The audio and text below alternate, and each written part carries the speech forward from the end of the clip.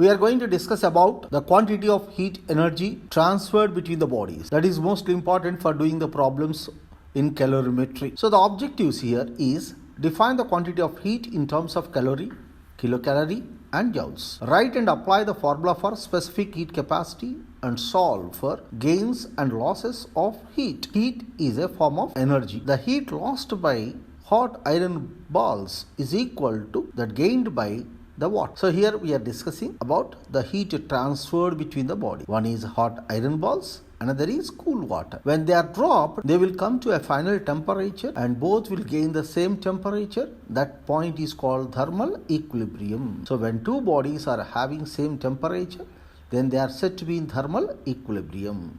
So what is thermal equilibrium? When two bodies are having same temperature, they are said to be in thermal equilibrium.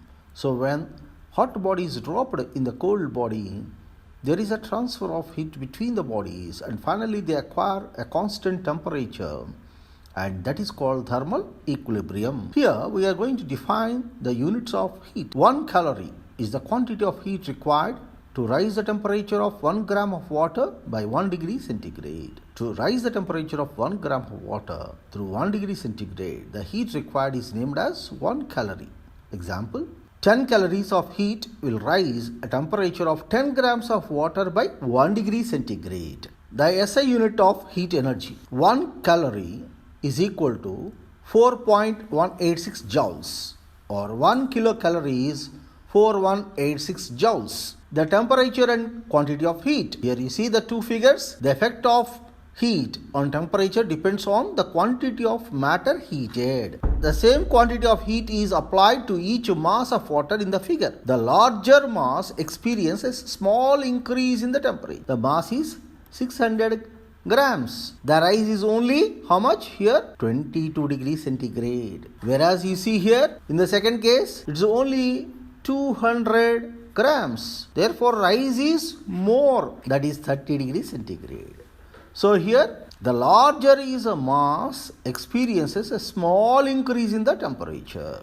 So that is a relation between heat energy and mass. The heat capacity of a substance is the heat required to rise the temperature through 1 degree. Here, all are heated. Masses are same. You see, different substances are there. Here, lead is taking less time, whereas iron is taking more time. So, its heat capacity is more. So 0 to 100 degrees centigrade when they are heated, which is taking more heat, iron is taking, that is its heat capacity is more. Specific heat capacity. The specific heat capacity of the material is the quantity of heat required or needed to rise the temperature of unit mass through 1 unit degree. It is Q is equal to mc delta T. Some people call it as EM ES delta T. C or S one and the same. C is called specific heat or S is called specific heat. So S is equal to C is equal to Q by M delta T. For water, it is 1 calorie per gram per degree centigrade. That is nothing but 4186 joules per kg Kelvin. For copper, it is 0.094 calorie per gram degree centigrade or 390 joule per kg Kelvin. So that is called specific heat. It is a constant for a given material, very important. Heat capacity changes from substance to substance, material to material. But specific heat capacity is a constant for a given material. How to solve the problems and what is the procedure? Read the problem carefully and draw a rough sketch of it. Make a list of all the quantities given. Determine what is to be found and recall applicable law or formula for the equation. Here it is C is equal to Q by M delta T. Determine what was to be found. I am taking the above concept into a problem. How to solve it? A 50 gram copper mug is filled with 200 gram of water. How much heat is required to heat the cup and water from 20 degrees centigrade to 96 degrees centigrade? Now I am following the procedure. Draw the sketch of the problem. Here we have sketched the problem. A cup with a water. Mug of mass information we are writing. The data we are writing here like this. M suffix M is equal to 0.5 kg. And mass of water MW It is a 0.2 kg. Initial temperature of water at the mug is T0, 20 degrees centigrade. Final temperature of water and mug, it is Tf, it is equal to 96 degrees centigrade. What is the next one? What is to be found? The total heat to rise the temperature of water and mug to 96 degrees centigrade. That we have to calculate. What is the formula? Recall the formula. Heat gain or loss is given by Q is equal to mc delta T. Now, what is the procedure? Total heat is that required to raise the temperature of mug and water. There are two things here. One is mug, another is water.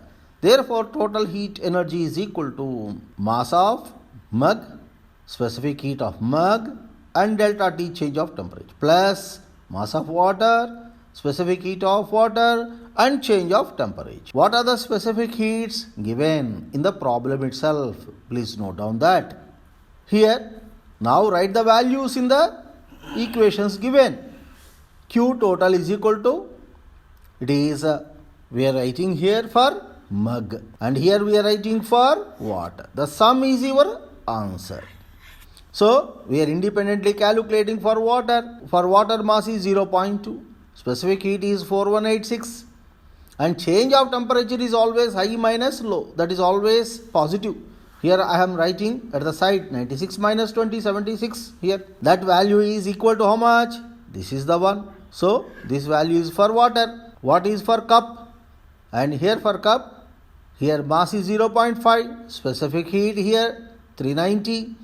And what is the change of temperature? Same, both 76 degrees centigrade. If you calculate, it is coming like this. What is the total? This is the total. So, the total quantity of heat energy required is equal to 78.4 kilojoules. Kilo means 1000. So, it is a 10 power 3 is called kilo. It is nothing but 78.4 kilojoules. So, what we have done? We have taken the data. We have sketched the diagram and we calculated independently the gain of temperature or gain of heat energy required to have a rise of temperature, and we calculate quantity of heat required for water and also for the mug, and the total is your answer. Here if you see, when you are doing the problems, the specific heat values should be properly chosen. If you use 1 calorie per gram degree centigrade for C, then Q must be in calories and mass should be in the grams. You should be aware the units should be matching with the other physical quantities also. Here we applied the principle of conservation of energy.